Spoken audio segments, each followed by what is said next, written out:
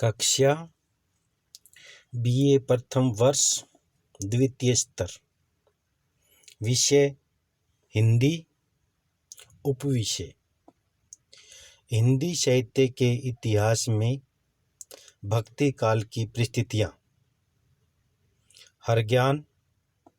सहायक प्रवक्ता हिंदी विभाग, राजकीय स्नातकोत्तर महाविद्यालय जींद।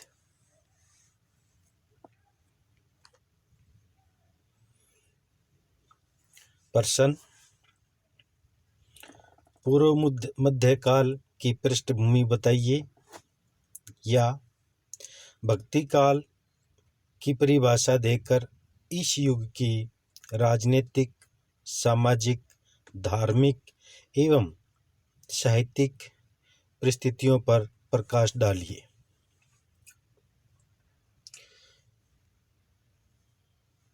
हिंदी साहित्य में ज्यों-ज्यों आदिकाल का ह्रास हुआ, त्यों-त्यों भक्ति काल का विकास हुआ।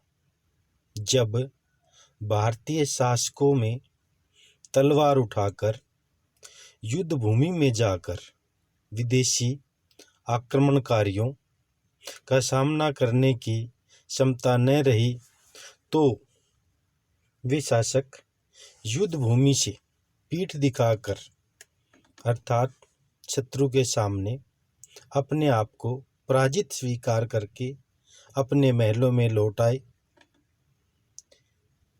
और वे मुस्लिम आक्रांता भारतीयों का पीछा करते हुए उनके महलों तक आ गए। जो हिंदू शासक थे, उन्होंने अपने दरवाजे बंद किए और प्रभु भक्ति में लीन हो गए। कहा जाता है, यहीं से जो भक्ति का आविर्भाव हो गया। यह दशा सारे भारतवर्ष में एक जैसी थी, क्योंकि मुस्लिम आक्रांताओं ने भारतीयों को दुर्बल जानकर सारे देश पर अपना अधिकार कर लिया। मुसलमान धर्मांध थे, उन्होंने हिंदू जाति पर अन्यायपूर्ण व्यवहार से भांति भांति के अत्याचार किए, जिससे सारे भारत की जनता त्राही त्राही कर उठी। ऐसे विकट काल में भारतवर्ष के भिन्न भिन्न प्रांतों में अनेक महान संत हुए, जिन्होंने अपने उपदेशों से मुस्लिम आक्रमणकारियों को फटकार लगा दी तथा भारतीयों के मानसिक घावों पर मरहम लगाने का काम किया। फलतः उत्तर प्रदेश में कबीर, पंजाब में गुरु नानक, राजस्थान में रैदास, महाराष्ट्र में नामदेव तथा गुजरात में दादू दयाल जैसे संत हुए, जिन्होंने पीड़ित भारतीय जन के आंसू पोंछने का काम किया। ऐसे विकट काल की परिस्थितियां इस प्रकार हैं। राजनीतिक परिस्थितियां। अब तक भारतीय राजाओं की ग्रह कलह उग्र रूप धारण कर चुकी थी और भारतीय हिंदू राजा एक दूसरे को नीचा दिखाने का प्रयास करने लगे, जिनका लाभ विदेशी आक्रांताओं ने उठाया और समय पाकर भारतवर्ष पर आक्रमण कर दिया तथा विजयी हुए। मोहम्मद गौरी और गजनी ने तो पहले ही इस देश में लूटमार मचा रखी थी। अब हिंदुस्तान में दीर्घकाल तक मुसलमानों के 5 वंशों ने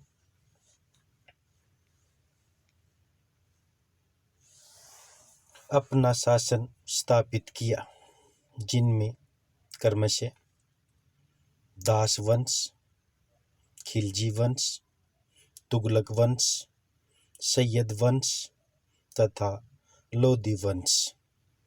इनके साम्राज्य के बाद मुगल वंशीय बाबर ने भारत पर अधिकार कर लिया। इन मुस्लिम शासकों ने हमारे देश पर निरंकुश शासन किया और भारत के श्रवण मंदिरों को तोड़कर अपार धनराशि एकत्रित की। परंतु मुगल सम्राट अकबर ने धार्मिक उदारता का परिचय दिया तथा हिंदू लोगों और हिंदी कवियों को सम्मान दिया। सामाजिक परिस्थितियां। भक्ति काल का समाज बहुत अच्छा न था, क्योंकि आदिकाल में ही भारतीय समाज की दशा बहुत चिंताजनक हो गई थी।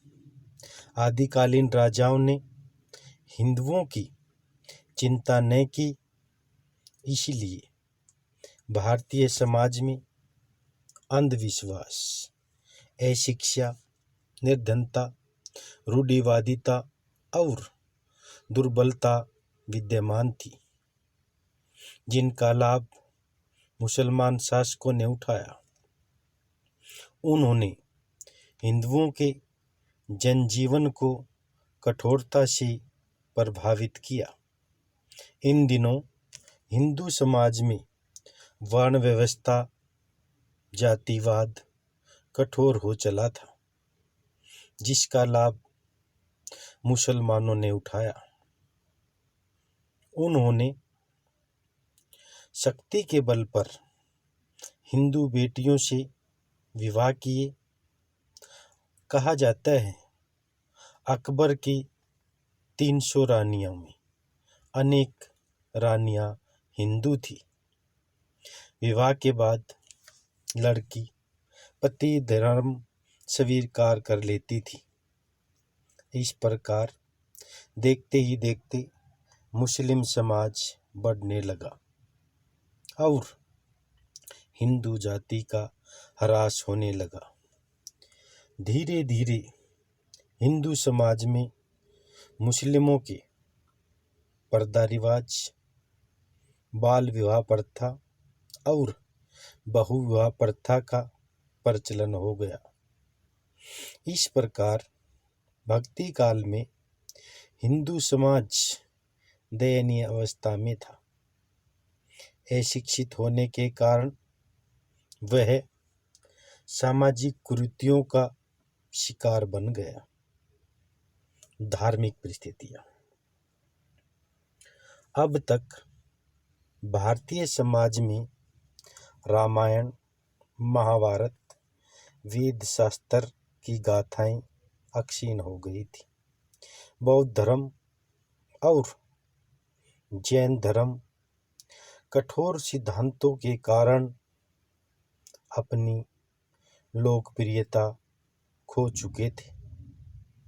सिद्धों के प्रभाव में भारतीय नारी अपमान का जीवन यापन कर रही थी। देखते ही देखते हिंदू मंदिरों को तोड़ा जा रहा था।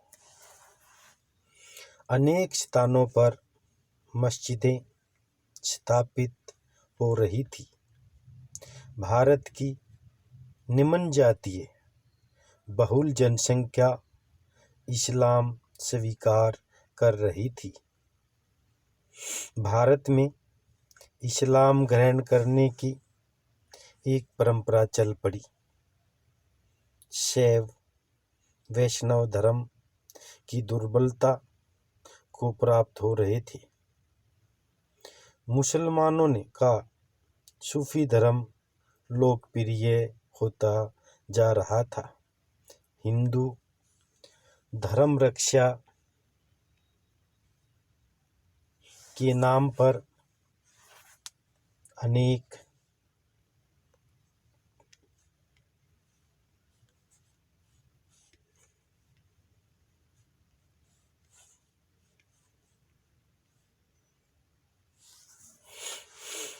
हिंदू धर्म रक्षा के नाम पर अनेक छोटे धर्म अथवा संप्रदाय पनपने लगे।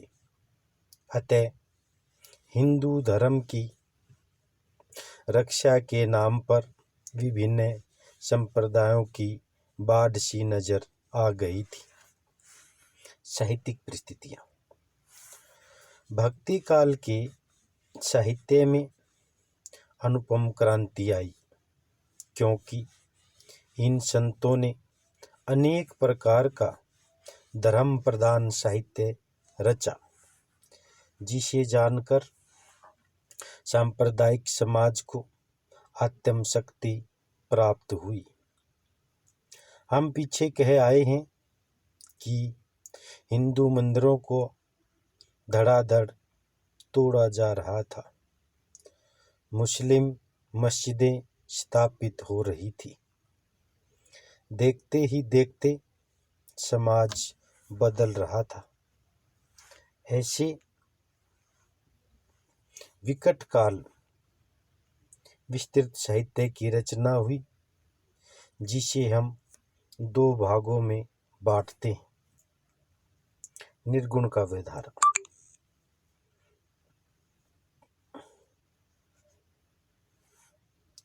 निर्गुण काव्यधारा में ईश्वर की निराकार सत्ता को स्वीकार किया गया।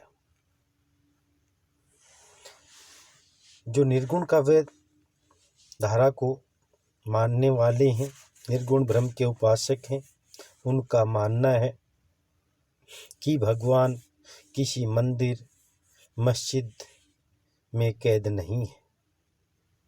वह सर्वदा स्वतंत्र और सर्वत्र है।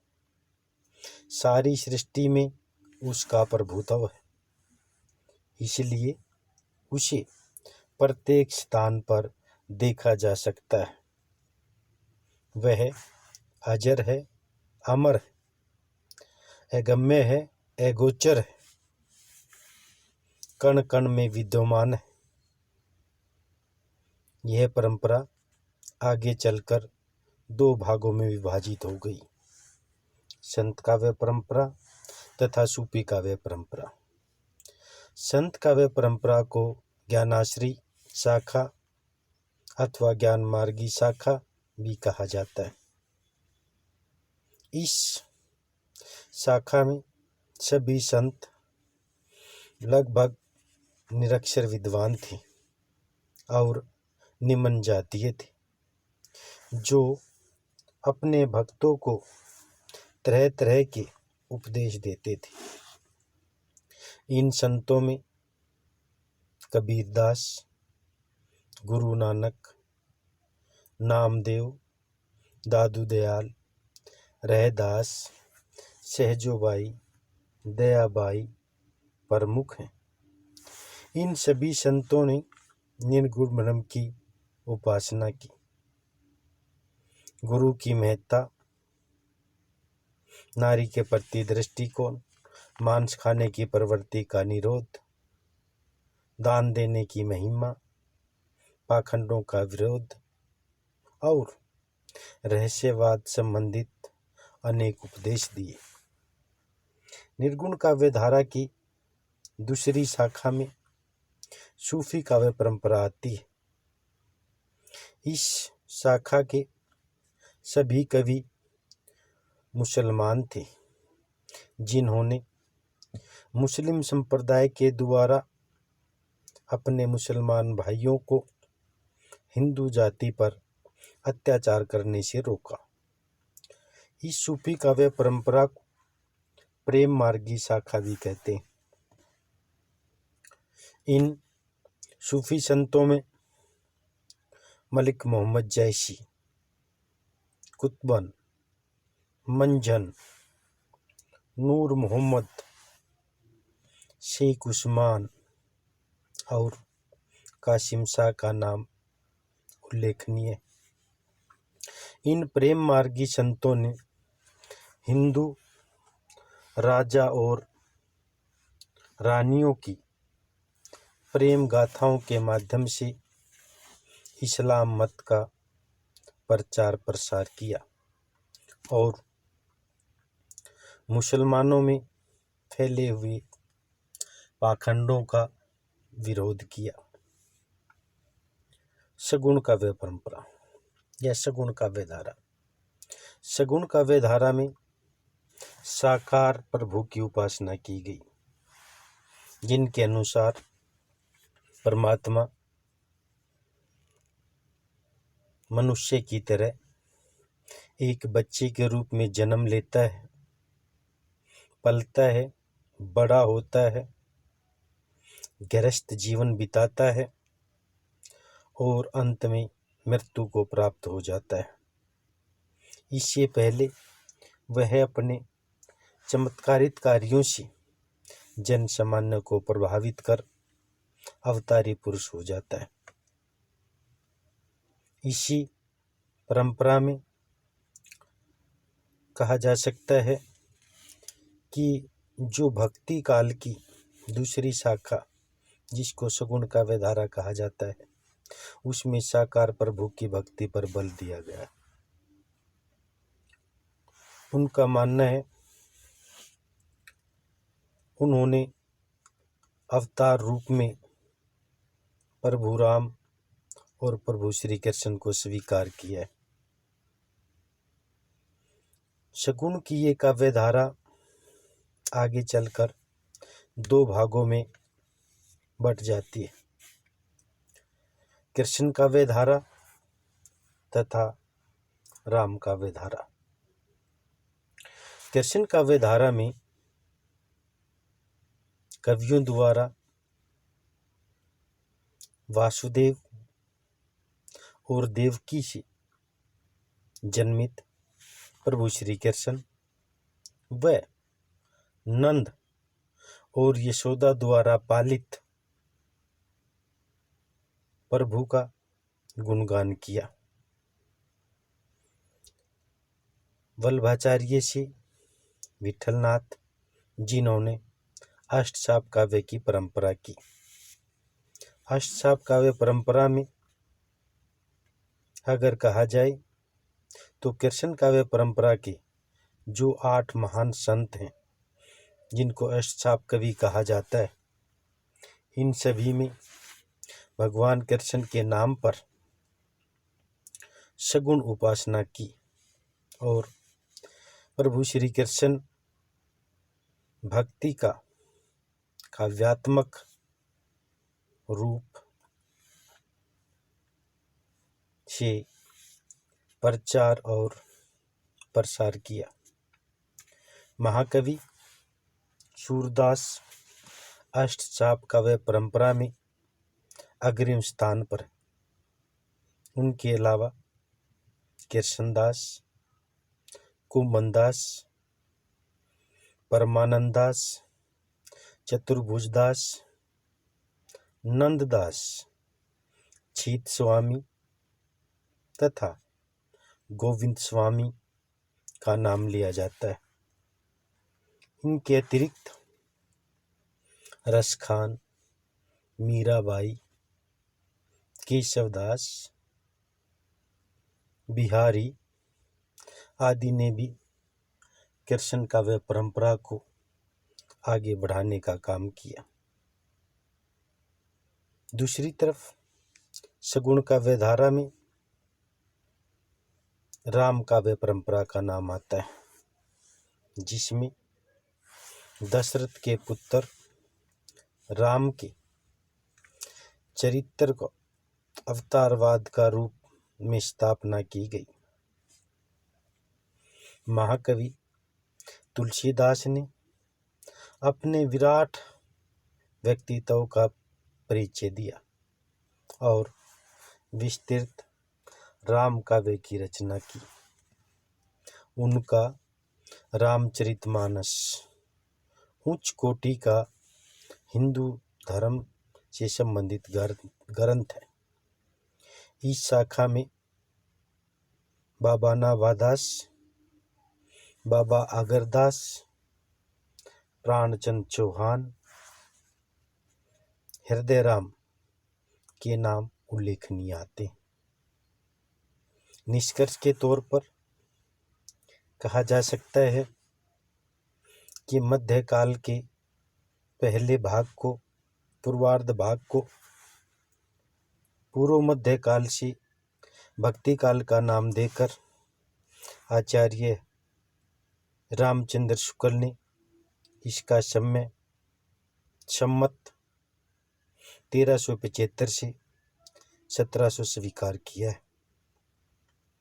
इस प्रकार भक्ति काल में विस्तृत धार्मिक साहित्य की रचना हुई और आचार्य हजारी प्रसाद द्विवेदी ने तो भक्ति काल के हिंदी साहित्य के इस भक्ति काल को स्वर्ण काल का नाम से भी अलंकृत किया है।